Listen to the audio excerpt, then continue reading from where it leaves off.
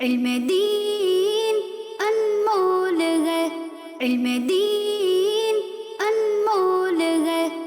ایک ٹیچر نے اسٹوڈنٹس کو سمجھایا، علم دین ہے سب سے قیمتی سرمایہ۔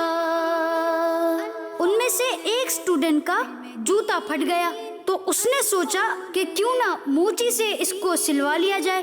بچے نے موچی کو جوتا دکھلایا، محبت سے پھر سمجھایا۔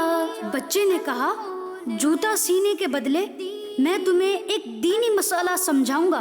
موچی بولا، جاؤ جی اپنا کام کرو، جوتا تو میں سی دوں گا پر پیسے دو۔ بچے نے آ کر ٹیچر سے کہا کہ آپ نے تو کہا تھا علم بہت قیمتی ہے، لیکن اس سے میں ایک جوتا تو سلوا نہیں سکا۔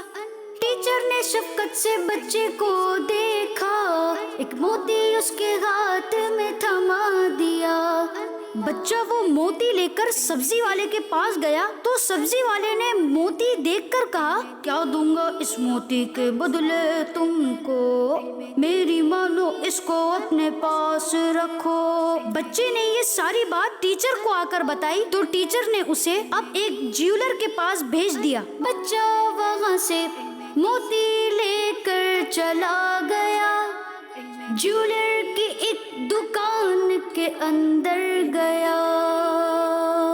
اندر جا کر اس نے دیکھا تو دکان کا مالک کاؤنٹر پہ بیٹھا تھا۔ بچے نے وہ موتی جیولر کے سامنے رکھ دیا۔ جیولر موتی دیکھ کر ایک دم اچھل گیا، کہنے لگا، یہ تم کو موتی کہاں ملا؟ اپنا سب کچھ بیچ دوں تو تب بھی میں اس کی قیمت ادا نہیں کر سکتا۔ یہ سن کر بچہ حیران ہوا اور آخر کار بات اس کی سمجھ میں آ گئی کہ جس طرح ایک جیولر ہی موتی کی قیمت جان سکتا ہے، اسی طرح علم دین کی اہمیت اہل علم ہی سمجھ سکتے ہیں۔ بچوں کا مدنی چینل